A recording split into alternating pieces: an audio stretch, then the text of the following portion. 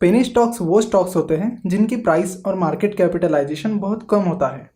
Penny stocks की कोई fix definition नहीं है। यूजुअली जिन शेयर्स की प्राइस 20-25 रुपये से कम होती है उन्हें पेनी स्टॉक्स कहते हैं। बहुत सारे ट्रेडर्स और इन्वेस्टर्स ये सोचते हैं कि अगर मैं कोई 1000 रुपीज़ वाला स्टॉक खरीद लूँ तो 50,000 रुपीज़ में सिर्फ 85 शेयर्स आएंगे। वही अगर मैं 4-5 रुपये वाला कोई पेनी स्टॉक खरीद लेता हूँ तो मुझे 50,000 रुपीज़ में 10-12 हज़ार शेयर्स मिलेंगे, यानी नंबर ऑफ़ शेयर्स ज़्यादा मिलेंगे। और अगर 4-5 रुपये का स्टॉक 7-8 रुपये तक भी चला जाए तो बड़ी आसानी से और जल्दी ज़्यादा रिटर्न्स मिलेंगे। लेकिन ये सोच गलत है, क्योंकि ज़्यादातर पेनी स्टॉक्स घटिया होते हैं। यहाँ पर मैं ये नहीं कह रहा हूँ कि ज़्यादा या बड़ी प्राइस वाले स्टॉक्स ही अच्छे होते हैं। नहीं, कोई स्टॉक अच्छा है या नहीं ये तो उस कंपनी पर और उस कंपनी के फंडामेंटल्स पर डिपेंड होता है। पर सिर्फ शेयर की प्राइस देखकर या प्राइस के आधार पर किसी शेयर को बाय करना गलत बात है। बहुत सारे लोग ये समझते हैं कि जितनी ज़्यादा शेयर की प्राइस उतनी बड़ी कंपनी, और शेयर की प्राइस जितनी कम कंपनी उतनी छोटी।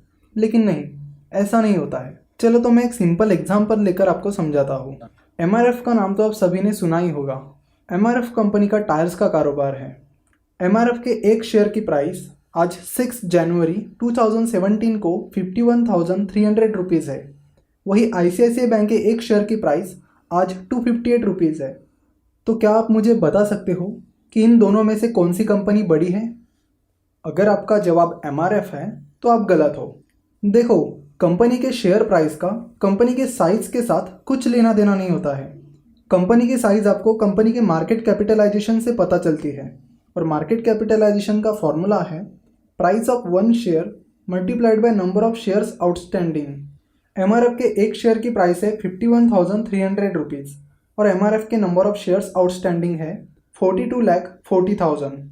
So price of one share that is 51,300 multiplied by number of shares that is 42,40,000 is equal to 21,751.2 crore. Therefore MRF का मार्केट कैपिटलाइजेशन है 21,751.2 crore. Now अब ICICI बैंक का मार्केट कैपिटलाइजेशन निकालते हैं। ICICI बैंक के एक शेयर की price है 258 रुपीज़ और ICICI बैंक के नंबर ऑफ शेयर्स आउटस्टैंडिंग है 582 crore 7,40,000.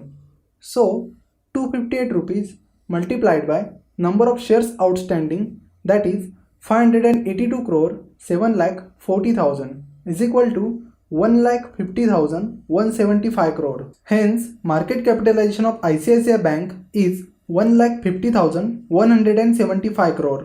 So MRF के शेयर की प्राइस ICICI बैंक के शेयर से कई गुना ज़्यादा है। फिर भी ICICI बैंक साइज़ में MRF कंपनी से ऑलमोस्ट 7 गुना बड़ी है। इसीलिए आपको शेयर की प्राइस से ज़्यादा ध्यान कंपनी के प्रोडक्ट्स, फंडामेंटल्स और साइज़ पर देना चाहिए।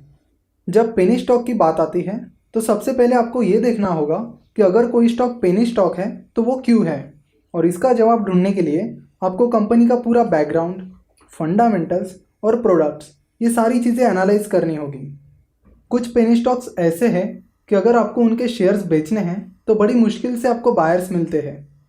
पेनी स्टॉक में ट्रेडिंग करते वक्त भी आपको हमेशा सावधानी बरतनी होगी, क्योंकि ट्रेडिंग में टाइम का बहुत महत्व है, और अगर लिक्विडिटी की वजह से आपकी टाइमिंग गलत हो गई तो आपका पूरा ट्रेड खराब हो सकता है। इसीलिए पेनी स्टॉक्स में इन्वेस्टिंग या ट्रेडिंग करते वक्त आपको शेयर्स की लिक्विडिटी पर भी ध्यान देना होगा। कुछ पेनी स्टॉक्स ऐसे भी होते हैं जो आपकी छोटी सी इन्वेस्टमेंट को एक बड़ी अमाउंट में कन्वर्ट कर सकते हैं।